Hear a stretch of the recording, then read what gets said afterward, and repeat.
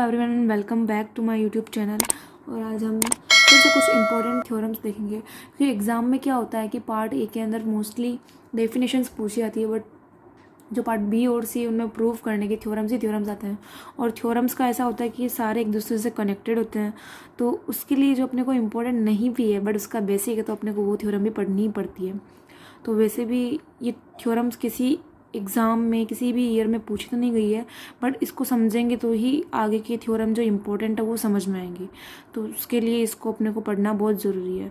तो स्टार्ट करते हैं। लेट ई एन, अब ई एन कोई सेट है, बी एन इंक्रीजिंग सिक्वेंस, यानी कि ई एन में जो ये E1 E2 E3 जितने भी मेजरेबल सेट्स हैं ना, वो क्या है, इंक्रीजिंग फॉर्म में, बढ़ते हुए, यानी कि आगे से आगे वो एक दूसरे के सबसेट्स है। सो अपने को प्रूव करना है कि आउटर मेजर में क्या होता है, एम ऊपर स्टार होता है, बट ये मेजर है ना, measure of union E n where n 1 to infinite equal to limit n tends to infinite measure of E n. ये अपने को प्रूव करना है, ठीक है। तो अपन ने क्या किया कि मान लिया कि ये इक्वेशन जो है अपने ऑब्वियस, यानी कि ये इक्वेशन अपने को रियल में कब मिलेगी, जब एम ई एन यानी कि आउटर में ई एन का जो मेजर है वो क्या मिले अपने को, इनफाइनाइट, क्योंकि एन इनफाइनाइट रख देंगे और यहाँ पे कोई इनफाइनाइट वैल्यू है तो उसका मेजर भी क्या होगा, इनफाइनाइट।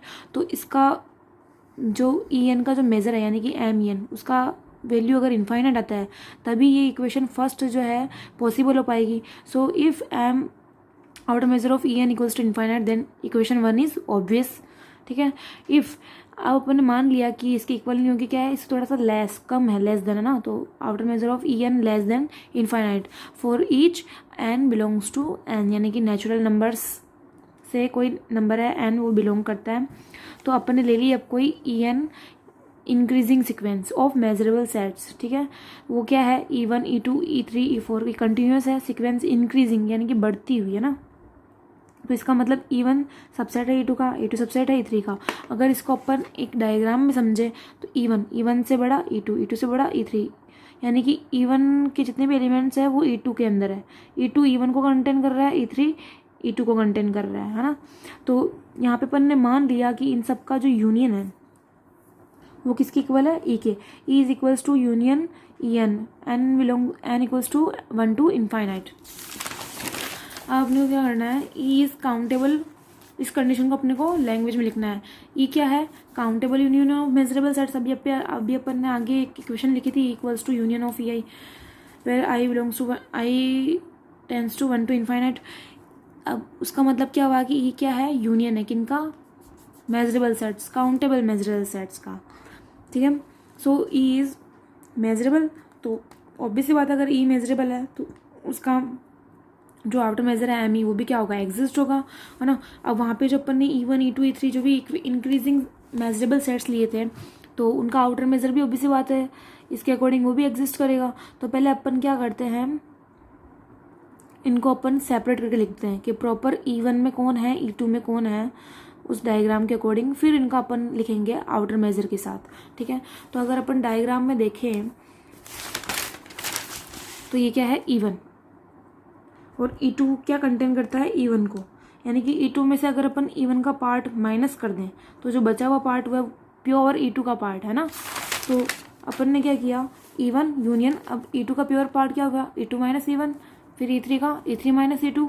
तो इस तरीके से इनका अपन ने यूनियन करके, और लास्ट की टर्म क्या बनेगी, अब यहाँ पे एक ज़्यादा है और एक कम है तो ER+1 माइनस ER, ठीक है।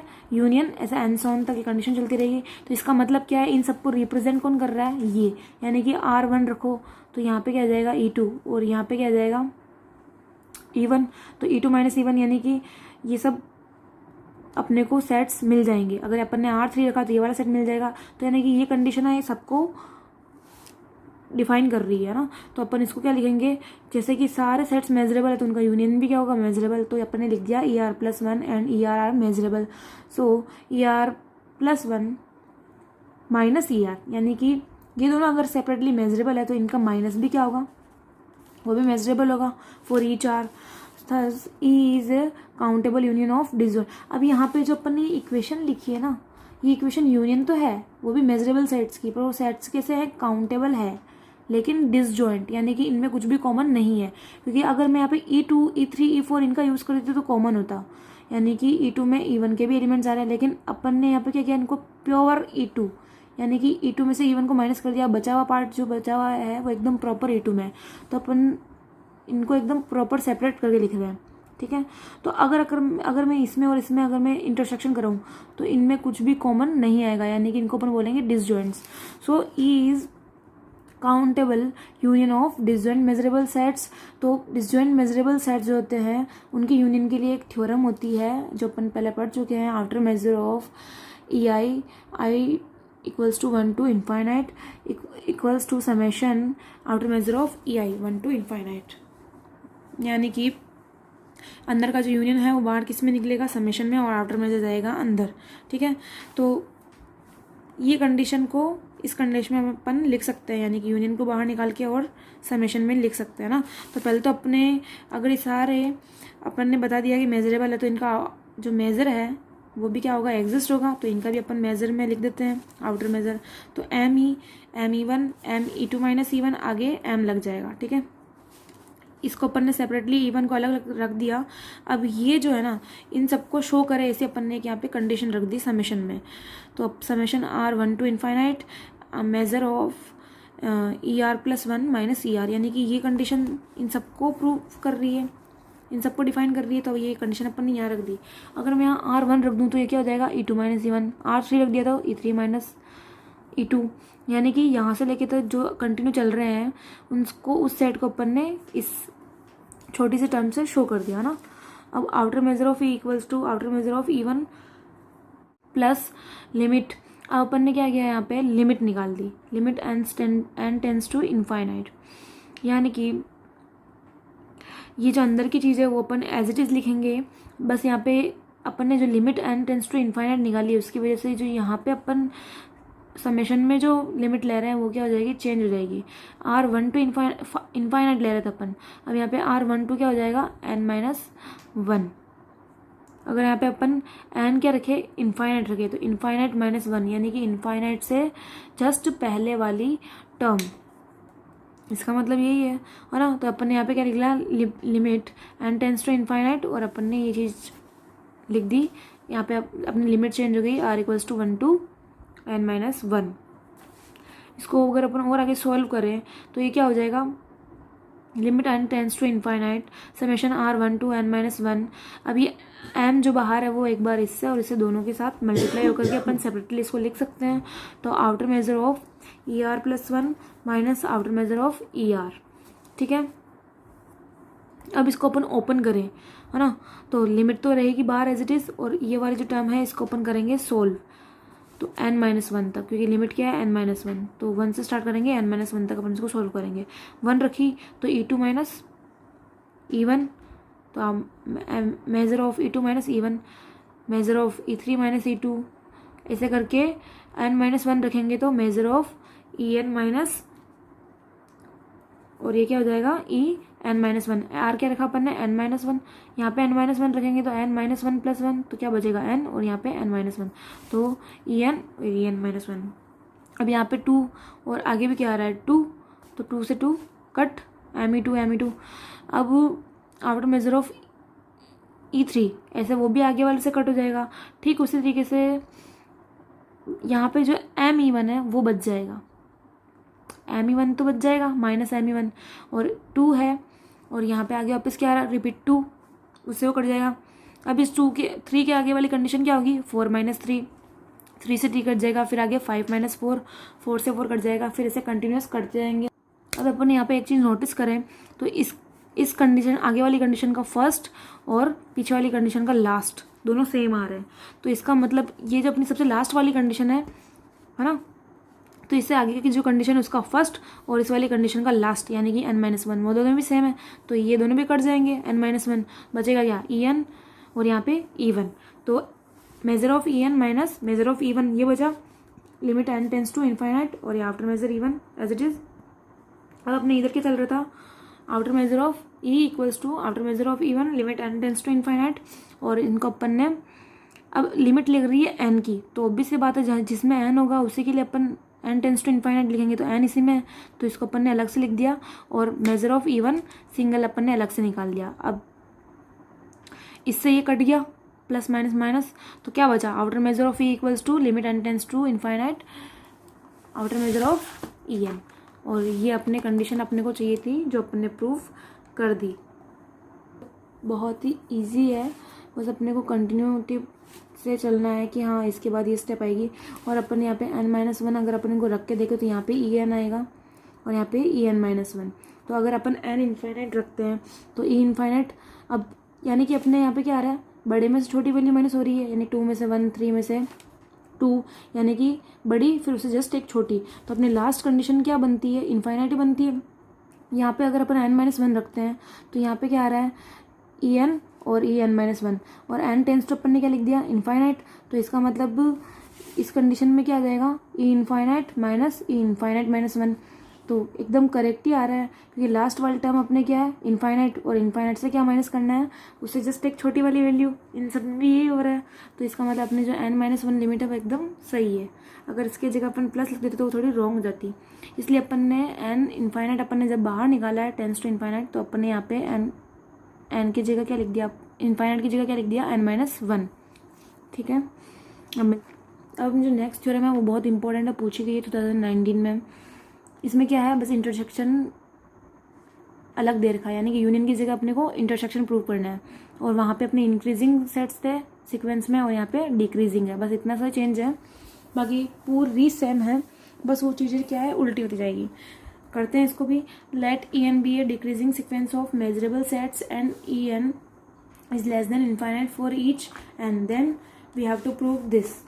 ठीक है, तो अपन ने क्या ले लिया, let EN be a decreasing sequence of measurable sets. तो अभी कैसे हो जाएंगे, इंक्रीजिंग मतलब छोटे होते जा रहे हैं, तो E1 सबसे बड़ा, फिर E2 उससे छोटा, फिर E3 उससे छोटा, यानी कि इनके सुपर सेट्स में ये इनको अपन लिख सकते हैं। तो इसको अपन पूरा एक साथ लिखे इंटरसेक्शन में, तो E क्या निकलेगा, इनका इंटरसेक्शन, यानी कि ये वाली टर्म थी इसको अपन ने ही मान लिया कि ये जो इन सब का अपन इंटरसेक्शन करें, E1 E2 E3 and so on, तो इनका इंटरसेक्शन करने पर अपने क्या मिलता है, E। ठीक है, तो E इज, इसको अपन लैंग्वेज में क्या लिखेंगे, E is countable intersection of measurable set and E is measurable, so outer measure of E is also exist, obviously बात है।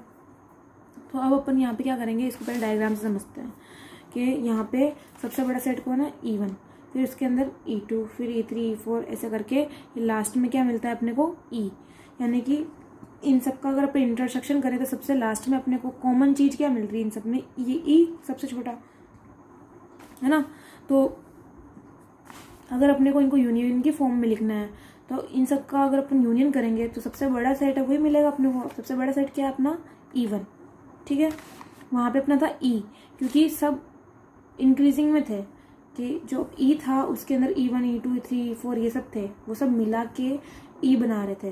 लेकिन यहाँ पे क्या हो रहा है, डिक्रीजिंग फॉर्म में, यानी कि छोटे छोटे सेट होते जा रहे हैं और एंड में क्या अपने मिल रहा है, E, यानी कि इन सब का इंटरसेक्शन अपने को E मिल रहा है। तो इसका मतलब सबसे बड़ा सेट क्या है यहाँ पे, E1। तो E1 को अपन इन सब की यूनियन की फॉर्म में लिख सकते हैं। सो E1 इक्वल्स टू, इन सबको अपन यूनियन में लिखें तो क्या आएगा, सब में क्यों कॉमन क्या है, E, तो E यूनियन। अगर अपन बात करें इस वाले पार्ट की तो ये क्या हो गया, E2 माइनस E1, नहीं E1 माइनस E2 होगा, क्योंकि बड़े में से छोटा माइनस होगा। तो E1 में से अगर अपन ने E2 को माइनस कर दिया, ये वाला पार्ट, ये E1 है बाउंड्री और ये E2, तो ये बीच का जो बचा हुआ पार्ट है क्या हो जाएगा, 1 - 2, तो ये 1 - 2, फिर आगे 2 - 3, और ऐसे करके, यानी कि आगे छोटी पीछे बड़ी। तो यहाँ पे क्या हो जाएगा, R minus ER plus 1 union. तो इस तरीके से अपन इनको इनके यूनियन के फॉर्म में लिखेंगे। तो इसका मतलब क्या है, ER और ER प्लस 1 ऑलरेडी मेजरेबल है, तो इनका माइनस जो ये टर्म है ये भी क्या होगी, मेजरेबल। अभी मेजरेबल है तो इनको मेजर की फॉर्म में लिख सकते हैं। तो measure of E1 equals to measure of E union measure of E1 minus E2, ऐसा करके अपन ने ये कंडीशन लिख दी पूरी। ठीक है, अब अपने को क्या करना है कि E1 यानी कि outer measure of E1 equals to outer measure of E plus, अब यहाँ से जो बची हुई स्टेप्स है इनको अपन इस एक टर्म से शो करेंगे समेशन में, summation 1 to infinite measure of E R minus E R plus 1। Same वही कंडीशन है जो अब जैसे अपन पहले आगे पढ़ रहे थे। अब इस आर को अगर अपन रख के देखें वैल्यू, तो यहाँ पे तो क्या आ जाएगी 1 रख के देखें तो 1 और 1 + 1 2, यानी कि 1 - 2, यानी कि अपने को यहाँ से टर्म्स मिलने लग जाएगी। और लास्ट वाली टर्म बनेगी वो क्या बनेगी, अब यहाँ पे छोटी और पीछे बड़ी आ रही है, तो इसका मतलब अगर अपन लास्ट टर्म रखें तो यहाँ पे इनफाइनाइट और यहाँ पे क्या आएगा इनफाइनाइट प्लस 1, ऑब्वियस सी बात है। तो अपन ने इनफाइनाइट वाली टर्म रख के देख ली। तो अब इसको अगर अपन आगे और सॉल्व करें तो सेम वही लिमिट अपने को आगे बाहर निकालनी है, n टेंस टू इनफाइनाइट। अगर अपन इसे निकाल लेते हैं बाहर तो यहाँ पे लिमिट चेंज हो जाएगी, r1 to n-1 हो जाएगा। और ये वाली term as it is same जो अपन ने पहले प्रोसेस किया था सेम वही है, बस थोड़ा सा चेंज है क्योंकि ये इंक्रीजिंग फॉर्म में है तो थोड़ा सा चेंज रहेगा, वो डिक्रीजिंग ये इंक्रीजिंग थोड़ा अपोजिट है। तो अपन ने लिमिट निकाली n टेंस टू इनफाइनाइट, और यहाँ पे क्या आ जाएगा r1 to n-1 after measure of E R minus E R plus 1। अब इनको अपन सेपरेट करके लिखेंगे, after measure of E1 equals to after measure of E, limit बाहर, और इसको अपन ने मेजर को इसके साथ और इसके साथ दोनों के साथ अपन ने अलग अलग करके लिख दिया, ठीक है। अब इसको अपन ओपन करेंगे। अब ओपन करेंगे तो यहाँ पे 1 रखने पे क्या आएगा, major of E1 minus measure of E2, measure of अगर आप यहाँ पे 2 रखते हैं R, तो measure of E2 minus measure of E3।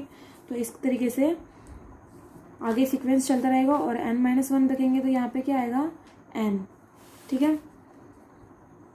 अब n-1 और यहाँ पे n है, अगर यहाँ पे इनफाइनाइट रख के देखें n टेंस टू इनफाइनाइट, तो यहाँ पे इनफाइनाइट -1 और यहाँ पे इनफाइनाइट, यानी कि अपन ने यहाँ पे जो n-1 लिमिट ली एकदम सही है। ये कंडीशन यही बननी चाहिए, आगे छोटा पीछे बड़ा, और सबसे लास्ट में अपने क्या बचेगा इनफाइनाइट। ये लास्ट तो अपने इनफाइनाइट ही थी लिमिट, तो इनफाइनाइट किससे माइनस होगा, इनफाइनाइट -1, यानी कि उससे जस्ट छोटी वाली वैल्यू से, जैसे 2 से जस्ट छोटी वाली वैल्यू से माइनस हो रहा है ना। तो ऐसे करके अपन ने ओपन कर दिया पूरा। अब यहाँ पे क्या हो रहा है कि फर्स्ट वाले के सेकंड स्टेप और सेकंड वाले के फर्स्ट स्टेप दोनों सेम है, तो कट रही है वो। ऐसे आगे E3 E2 minus E3 E3 minus E4, तो इसकी लास्ट स्टेप और उसकी फर्स्ट स्टेप दोनों सेम कट जाएगी।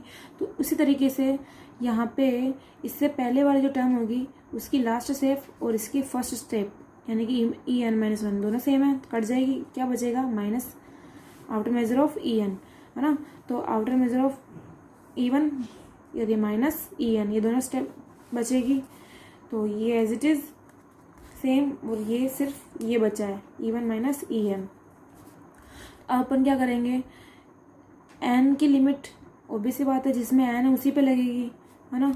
तो ये अपन ने E1 सेपरेट निकाल दिया और ये इस पे लग रही है, तो माइनस बाहर निकाल देंगे, limit n tends to infinite measure of En। अब इस E1 से ये E1 कट रहा है और मेजर ऑफ E इधर रह जाएगा, और इसको इधर ट्रांसफ़र कर देंगे तो ये पॉजिटिव हो जाएगा। तो measure of E equals to क्या आ गया, limit n tends to infinite measure of En। तो लिमिट n, इसको अपन क्या कर दें, इसको इधर लिख दें, इसको इधर लिख दें, तो अपन को प्रॉपर ये चीज़ चाहिए थी, है ना। अब En और E, इसको अपन इधर और इसको इधर करके लिख दें, बात वही है, कोई सेम चीज़ ही है, कोई अलग चीज़ नहीं। अब अपने को पता है बाय इक्वेशन सेकंड E की वैल्यू क्या है, intersection of En where n equals to 1 to infinite. तो बस ये En की वैल्यू जो है, E की जो वैल्यू है वो अपन यहाँ रख देंगे, तो E की जगह ये वाली वैल्यू आ गई और ये एज इट इज़, है ना।